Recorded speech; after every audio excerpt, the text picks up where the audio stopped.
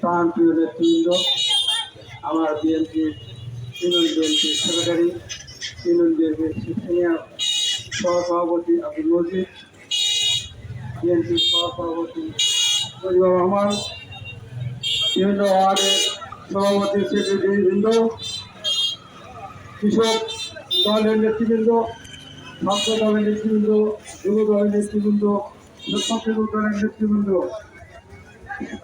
এবং আমার বিশাল পরিমাণের আমার প্রাণপ্রিয় উপস্থিত ভাইদেরকে জানাই আন্তরিক মোবারকবাদ।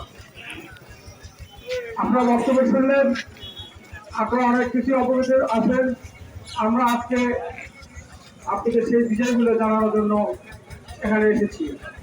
আপনারা জানেন, বৈষম্যবিরোধী আন্দোলনের মাধ্যমে বাংলাদেশ থেকে শেখ হাসিনাকে উৎখাত করেছে।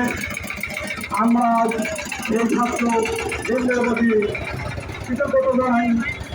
আমাদের আল্লাহ তাদেরকে যেন বেহস্ত দান করে।